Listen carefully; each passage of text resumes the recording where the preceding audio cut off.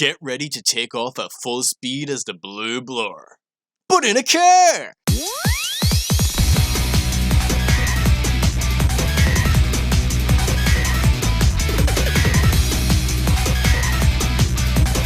Greetings everyone, Pat Curley here from the Republic of Players, and today we will be taking a look at Team Sonic Racing, the next installment for Sonic the Hedgehog in the kart racing journey after Sonic and All-Stars Racing transformed.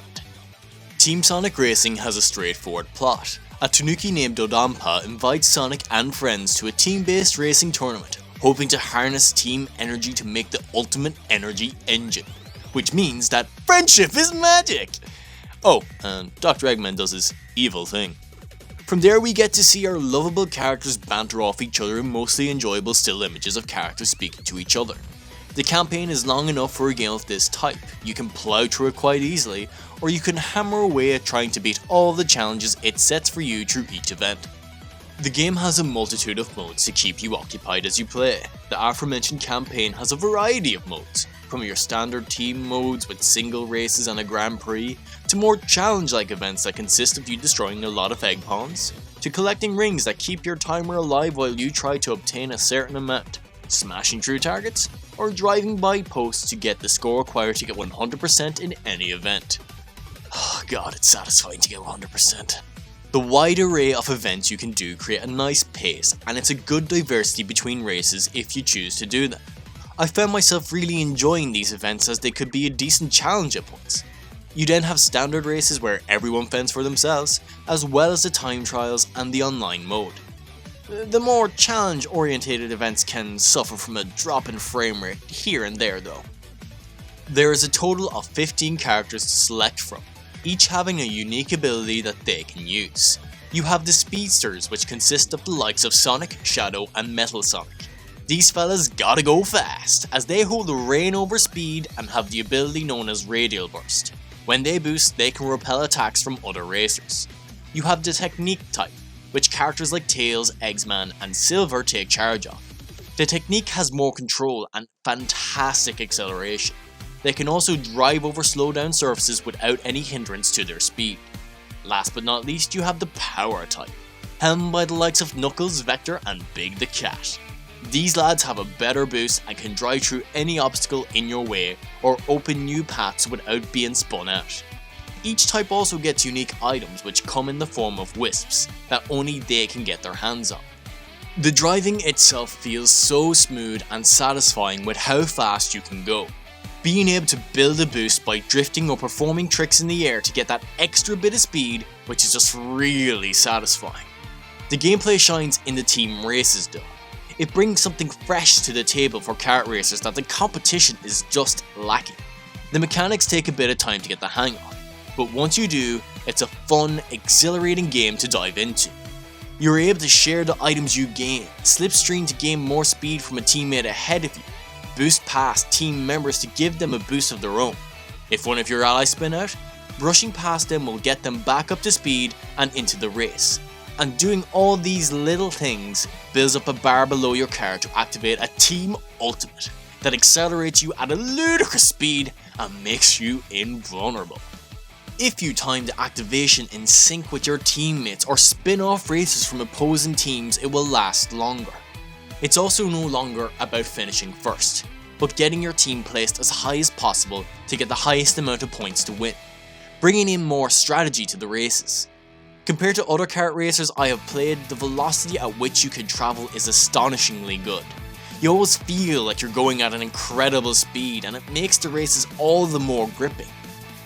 However, a lot of the spark this game holds quickly dies out when you don't race in teams. Without the team mechanics, the game feels slower. It feels hollow and is in all honesty a bore when compared to the team races that just offer up faster and more diverse style of racing. The campaign can be played through local co-op, and I just want to say, fair play to Sumo Digital. Not many games implement local co-op, let alone local multiplayer games these days. Good job guys! You then have your local play, which can be good fun when you get friends together to see who is the best. and then crush their spirits as you spent way too much time mastering the mechanics to prove you're better at a video game. Life's great. It also applies to online as well. The fun, not the crushing of people's spirits, as usually it will be yourself that gets your spirit crushed. Playing with actual players on a team makes the team mechanics all the more engaging and useful, as it is used so much better than when you have AI teammates. Though a few problems did arise for me when online. Waiting around for a lobby ain't fun. Just let me play the damn game. Waiting drives me insane. One problem would be actually entering a game online. Sometimes it would take a good few minutes to find a race, while other times it was practically instant. Then you have how teams are decided for online races. A lot of the time the teams seem completely unfair. From 2 teams of 3 versus teams of 1 who would be stuck with AI partners. The advantage can be seen when racing. There is a total of 21 tracks littered throughout the game, and they are a blast to race around. Tracks are based on areas from previous games in the franchise, and they are brought to life in great detail. Each track is colourful and designed remarkably well. Usually in games like these, there are a handful of tracks that I won't like. Though on this I didn't find any track that I disliked. The tracks are incredibly creative, with tracks where you can defy gravity, driving sideways, upside down and the right way up. Each are quite memorable, though there are standout ones the like of Roulette Road. The cars and character models are nicely detailed, and altogether the game looks stunning. Throughout the game you will obtain credits which you can use to get mod pods. From these pods you can get new paint, horns and designs to customize your ride. However, the important stuff you can get from pods would be the different car parts you can get that change the look of your ride, but also how it performs, allowing to tweak aspects to a racer's stats. There isn't a wide variety to choose from, but from what there is, it gives the game more replay value as you adjust characters to what feels right for you. Now, one thing that cannot go unspoken is the banger tunes. This game's music is through the roof and is downright amazing. Each track has its own killer tune, but on the last lap, it gets kicked up a gear and can really add to the intensity of races that are neck and neck. Gonna win, yes! No! That's total bullcrap! Tracks are remixes from previous games, so not only were they banger tunes, it also brought me down a road of nostalgia from the Sonic games I had played. Seriously, just listen to it.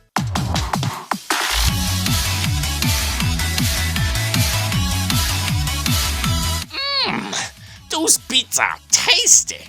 Overall, Team Sonic Racing stands strong amongst other kart racers, even with a dull racing mode and some online issues.